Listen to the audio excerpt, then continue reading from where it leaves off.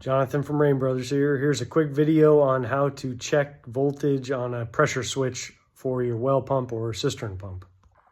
This is what a pressure switch looks like, and this is what actually controls the on-off of your pump. Now this is typically on what's called a tank T that threads into a pressure tank, and if you want to help diagnose your well pump, this is the proper place to start. You don't want to touch any of this with live power, but since this is just a demo version, I'm going to go ahead and touch it so I can demonstrate what's going on here. First, you're going to want to identify which is the line side, which would be supply coming in from your electrical panel, and which is the load side of the switch, which is the power going out to your pump. So here, we know if this is coming from your electrical panel, we know that this is going to be the line side. We're going to look in here and we see that this is going to have line voltage, and then this white conductor here is going to be your line side. So if we're testing the voltage on a pressure switch, we want to start right here. Now, it's important to note that most well pumps are 230 volt. But not all of them. Some of them have 115 volt motors. So we read the voltage here with our multimeter. We're going to set the voltage, turn it on, set it to the alternating current. We're going to set it to the 500 setting.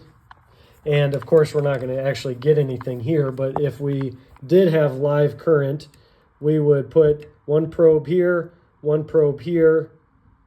look at our multimeter, and it would either read 115 volt if it's a 115 volt motor, or 230 volt if it's a 230 volt motor.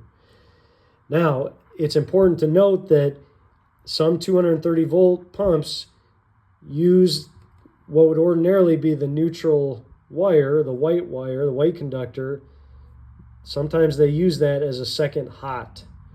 So even though this is white, well pumps do not use neutrals. Well pumps do not use neutral legs. So if you put this on here, this is your supply voltage. If you get 115 volt, then you know that this is going to be your hot and this is your neutral. If, however, you put these on here and you read 230 volts on your multimeter, then you know that this is a hot leg and this is your second hot leg, even though it's white. So that can confuse people.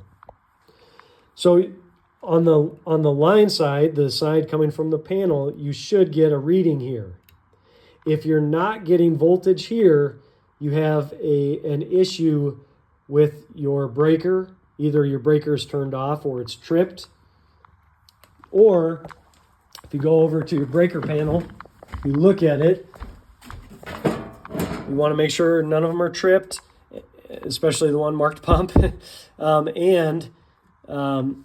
You want to check inside the breaker panel to see that those connections are good if you're not getting a voltage reading on this line side of the switch.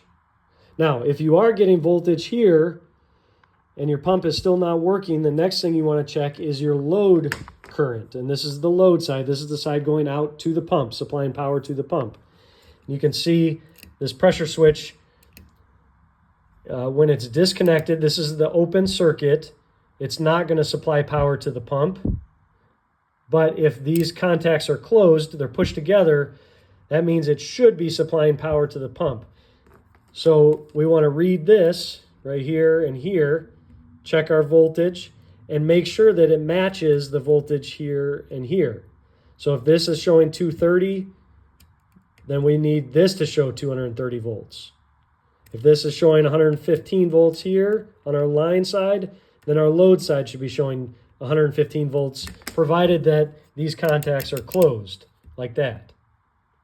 If you're not getting current reading here, you have either you have a bad pressure switch. It's not actually making contact right there, even though it looks closed. And the solution there is, with the power off, you just want to pull this plastic piece back and snap it. And a lot of times that will fix your issue, and then take another reading to make sure you're getting current out. If you snap it and you're still not getting current out, then you have a bad pressure switch. And that is the problem for your pump not working. But that is how you diagnose your pressure switch from start to finish.